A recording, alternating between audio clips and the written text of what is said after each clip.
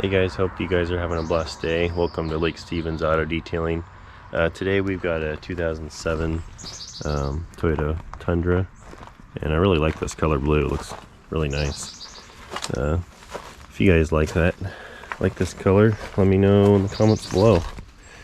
But we're just going to be doing a interior detail on this.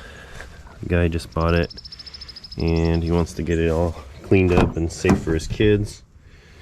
It's been a bit neglected here. We've got hairs and dirt and stuff. Truck hasn't really been kept up cleanliness wise very well. I'm gonna show you back here. Oh, not too bad on this back part. Back here it's a bit dirty. Leather seats are kind of dirty. This one you can tell there, got some scuffs. Just kind of dirty in general, hasn't really been kept up on the clean there. One of his main concerns was getting the staining and possible mold here, getting that cleaned and treated. Looked like there's a water leak at some point, so we'll take care of that. I'll pop this up so you can kind of see there's all these little hidden areas. There's lots of junk and stains and things. Show you the front.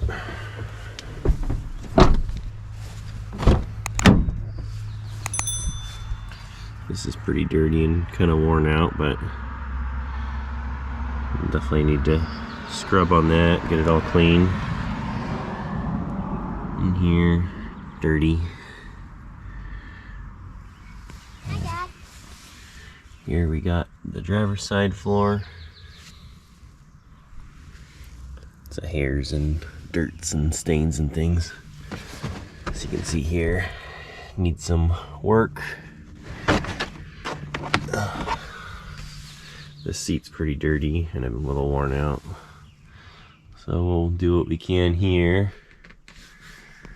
This armrest is a bit dirty. Center console, kind of cup holder area, definitely needs some love. Steering wheel's not terrible, seen a lot worse. The turn signal and all those stocks, those aren't too bad. This needs a good little wipe down here. We'll go around to the other side.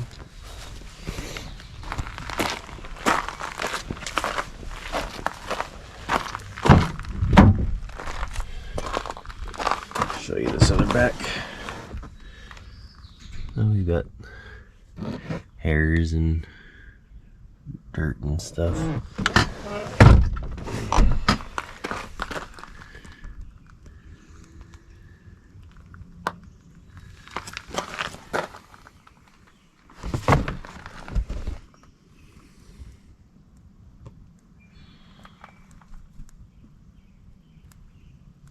I think there could be a little bit of mold right there.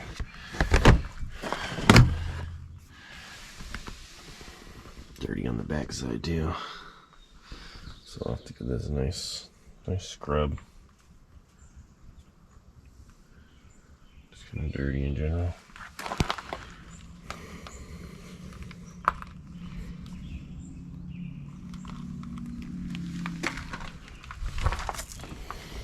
Show you the front.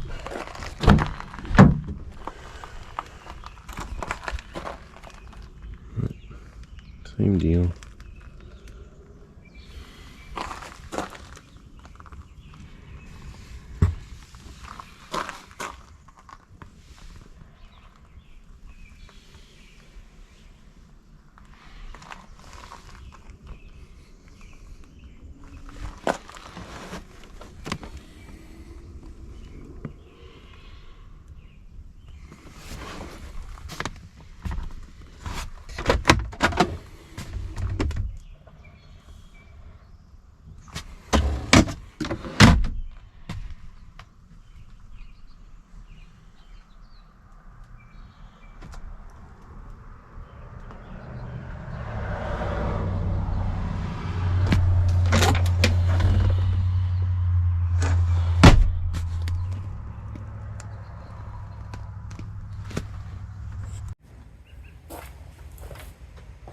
First things first, we'll pull out the floor mats here. They're a little bit tight. Good, they fit so nice, but I'm gonna get these out of here. Put these up front here in the shop.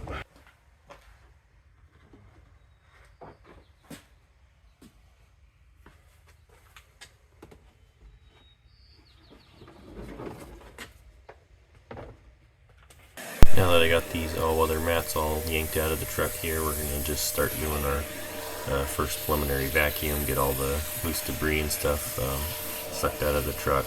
There's plenty of junk to be vacuuming out of here.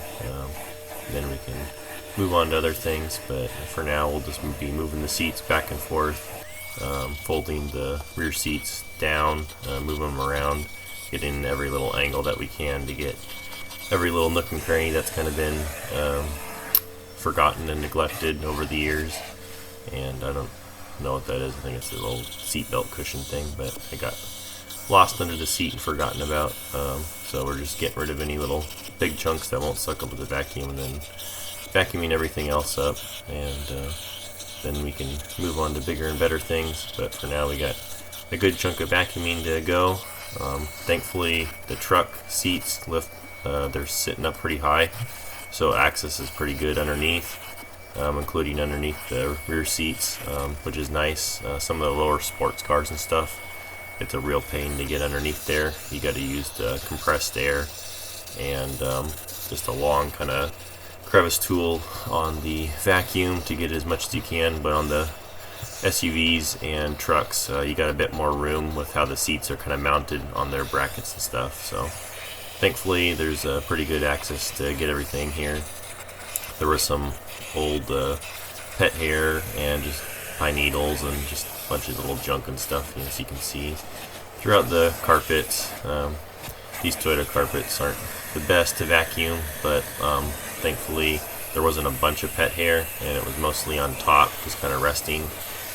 So there wasn't anything really embedded too badly. But as you can see, there's plenty of little goodies underneath the seats that haven't been vacuumed up in quite some time, so we're going to get in all those areas and get everything addressed for the customer to get this thing looking real nice and clean for them. One thing I like to do when I'm vacuuming is just kind of make a mental note of where the stains are, kind of look at them briefly and see if they're going to be a problem or not. Some stains that have been in there for too long, they won't come out completely, but if they're not too dark or haven't been on there too long, they'll usually mostly come out. So I just like to kind of keep an eye on things, see what I got ahead working on things, getting them all cleaned up and everything, and I can kind of make a game plan for my next process to get those stains removed and things. They didn't opt for a shampoo and condition on this, so we're just going to be spot treating the stains as needed. We'll be using P&S mostly, interior, the carpet cleaner, and the Terminator enzyme remover. And between that and the steam cleaning and just mopping it up with the microfiber towel, that'll get the majority of the stains and leave the truck a whole lot cleaner. When I'm vacuuming a vehicle for detail, I always try to get into every little nook and cranny in the door panels and the little pockets and things. This one had a little carpet piece to get out, and then whenever you do your first vacuum, it's pretty much impossible to get every little nook and cranny and stuff, so I'm just going to be blowing down door panels, plastic trim pieces, just kind of everywhere in general, and then in those tight nooks and crannies, areas where I might not have gotten all the way, blow out all that material and debris that might have been stuck in a little corner or something that I couldn't reach with my DeWalt vacuum. And then I'll be doing my second round of vacuuming here, which is a little bit more thorough since we're blowing out all the stuff that's stuck in the little nooks and crannies that can't necessarily get with the vacuum with the crevice tool. I'm kind of curious, when you guys detail vehicles, do you guys use air tools at all, like just a air blower, regular air blower, or tornador or anything similar to a torn door. Let me know in the comments below if you usually use air tools to kind of blow out some of the debris and stuff that's stuck in there, or are the vehicles that you work on mostly clean so you don't have to do that? Let me know in the comments below. Now that we've finished blowing everything out, we're just going to vacuum all the junk up and get this thing looking nice and clean again. There's plenty of crud that was blowing around when we did that, so we'll get all that squared away. And then next I wanted to tackle the headliner. I didn't want to forget trying to take care of that. So there were some water stains. It looked like the sunroof leaked at some point, so we'll work on getting those removed. There was a little bit of like kind of mold spots on the headliner. I have a feeling that those were on there for quite a few years, because ended up they wouldn't come off. But I did use the P&S Terminator on the entire area, cleaned up those water spots. Those got all removed when I was finished with everything.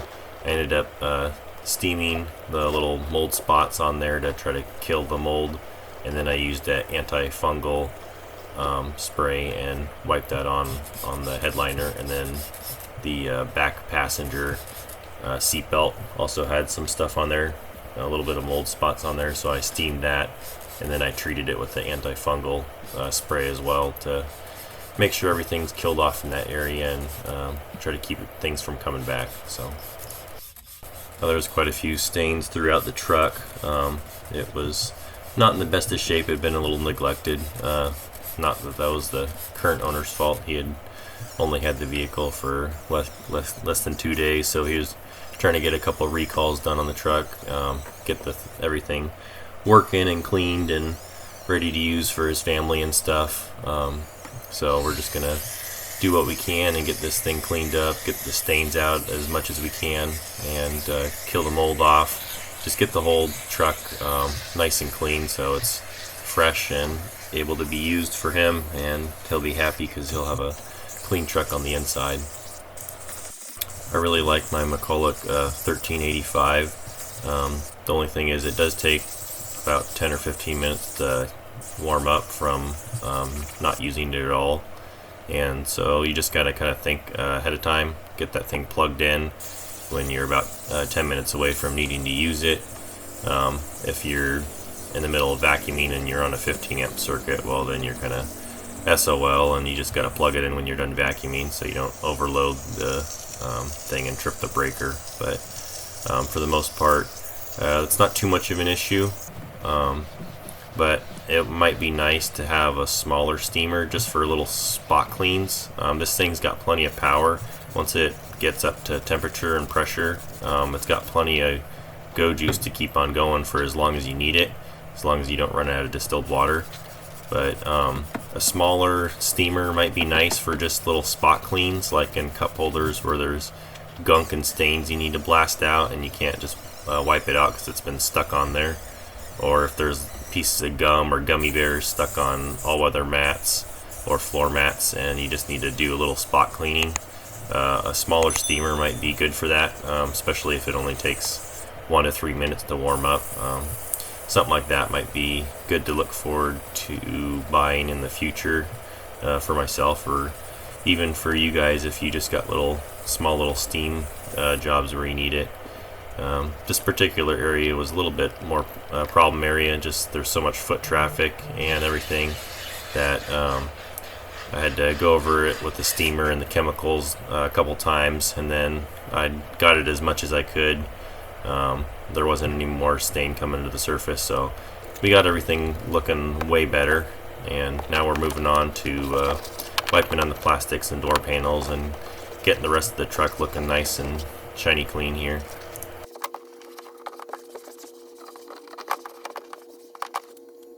When we're wiping and detailing the truck, we want to make sure and get all those little nooks and crannies and spots where you might forget about. So we're going to work from the back to the front, get the seat belts, the seats, the backs of the seats, and all the trim panels and everything. Get those all wiped down and clean. Just kind of work methodically, however you do it. If you split the vehicle into quarters, if you start from the front, just make sure you have a good system, a good process. in play, so you're not just kind of sporadically going over and saying, oh, I'll do this door panel, I'll do the other door panel. Alright, now I'll wipe this seat down, and then I'll wipe the center console. And if you're jumping around a bunch, you're going to miss things, and you're going to forget to clean things, and that's no good. At best, you're just going to waste time because you're kind of jumping around from here to there. It's best to have a process and a way that you do things time after time, and that way you've got your process and you know exactly what you need to do. If you do it repetitively the same way, then it's going to be a lot harder to forget to clean certain areas. If you always clean the vehicle in a specific fashion, it'll be a lot better for your first pass quality, just getting everything cleaned up and not missing things.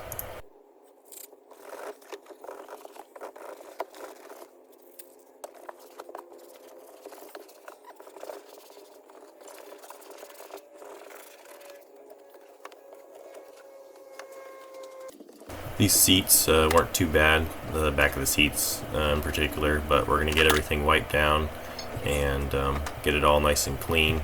If there's any staining or anything, then we'll pay some extra attention on here. Here I'm using the scrubbed engine on certain areas that were a little bit dirtier, and that'll help get everything cleaned up. So we'll just clean everything as needed. If we just need a microfiber towel and chemical, we'll do that. If we need a scrubbed engine, we'll do that. We'll just kind of play it by ear.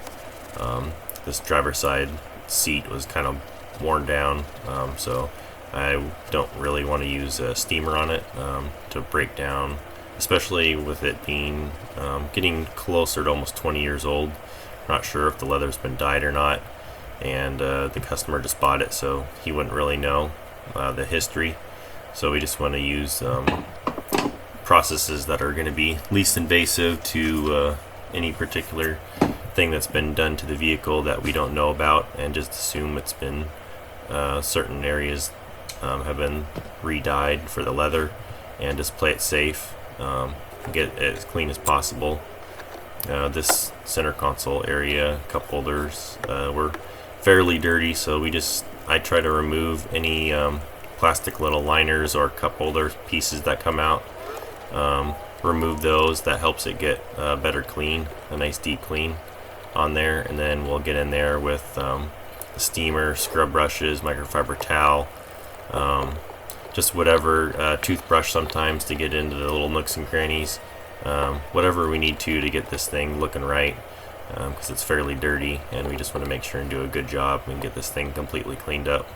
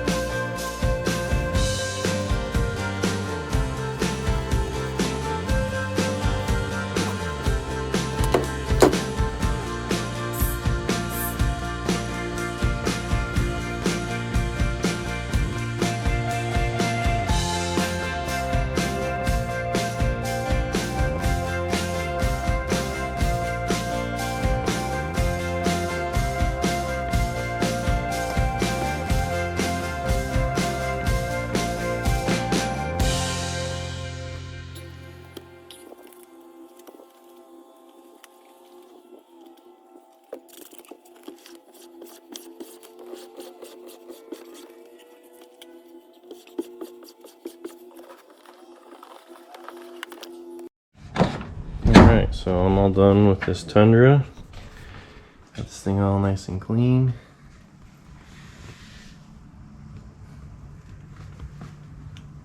Jams are looking a lot better. Door panel's looking pretty good.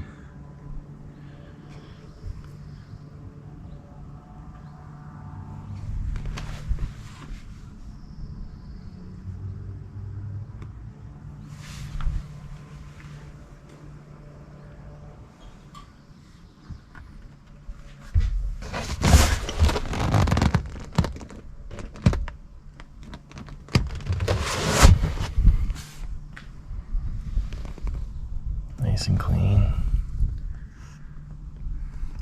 A lot of the stains out. It's looking good.